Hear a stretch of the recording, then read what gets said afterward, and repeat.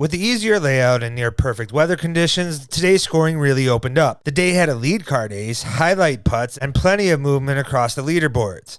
Oh, and 2 showing up with matching outfits. It's Swiss with the Disc Golf World, and you guys already know the one with all the holes in his game. Thanks for taking the time to watch. Let's dive into all the action at the Throw Pink Women's Championship and the United States Disc Golf Championship at Winthrop Gold in South Carolina. Day 2 action was fast and saw many players with good play climb into contention. One of the best performances came from Chris Clements, who put together the hot round of the tournament thus far with an 11 under. That score had him move up 35 places and tied for 7th and landing on the chase card. Clements had a clean round on the day, birdied the last 4 holes, and hit 60% from C2. He'll be joined on the card with Adam Hammis, who also only climbed up 19 spots with his 10 under round despite having a bogey. But the 7 under on the back 9 was one of the stronger halves of the day. Hammis has turned a poor start on day 1 into a competitive grind for the round and a half, which is impressive, yet continuing this stretch for 2 more days with all that OB will be tough. Simon Lizotte will join them on chase with a 9 under himself. The round was his best ever on this track and moved him up 10 spots. I hope his strong play continues, but we will need to see him match his best or improve to be a serious contender. Just tempering the excitement, as this is undoubtedly everyone's wish of a winner. Or it might just be me talking myself out of being excited. Bradley Williams put together a double-digit under also, which lands him on lead card heading into the crucial moving day. He would score 11 birdies with a bogey on hole 9, and his putter was on. And this round did see him have a share of the lead at one point. Bradley might have the most experience on lead card, and with his strong approach game and backhand annies, he has enough skill to push for a win. However, Kyle Klein just might have the most experience on lead card for USDGC. Despite the babyface, he's been in this position before with 3-time winner Paul McBeth, and it showed on hole 12, where after an OB throw, instead of pushing his approach for a lower score, he rather took his medicine for the double bogey. Keep in mind, this was while Joel Freeman was on an absolute tear and had an easy birdie look himself. Klein still made the savvy play and only went 5 down on the next 6 holes for a 9 under round. One of those birdies being the highlight putt of the tournament on 16.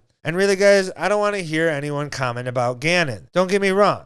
Had he called bank, his would be better, but it has to go to Klein. Klein put that in chains despite the Hall of Fame commentators' lack of confidence. Most of the buzz from the lead card action on day 2 came from young Discraft pro Sully Tipton. When you skip ace on the iconic gate hole 7, it's hard not to get the people to talk. But that shot kicked off at an exciting 11 holes where he'd birdie 8 of them, and even with a bogey on 10, still only found himself 2 strokes off the lead. And with 3 bogeys, Sully has room to score, and with one of the best forehands in the game on this track, keep in mind, he could surprise many more. And that's coming off his first lead card at a major. Despite all the highlights from others on the lead card and everyone's wishes to not see his wardrobe on lead, Joel Freeman still had a firm grasp of this course and lead after the day. And at one point just looked like he was going to Tatar run away with the tournament. After going 1 under through the front 7, he would go 7 down through the next 6 holes. With a bogey late, Joel finished 9 down on the round and with a 1-stroke lead. Joel's looking smooth off the tee no matter how much he criticizes the throw, and found himself in scoring position often. He was 83% in C2 regulation, which did help that run. And more importantly, Joel didn't seem to falter whatsoever to the pressure of leading at a major. Instead, he looked in control. His play seems different. With the lack of the big names near him, he looks more confident on the course. I don't see him not continuing to score in that 7 to 10 range, which should keep him near the top for the remainder of the tournament. The FBO saw another double-digit under round this time from Ella Hansen, as she climbed 13 spots into a 3rd place with her 10 under. She looked strong from the start, going 6 under on the front 9. And had it not been for a late bogey on 17, she might have been able to tie the course record.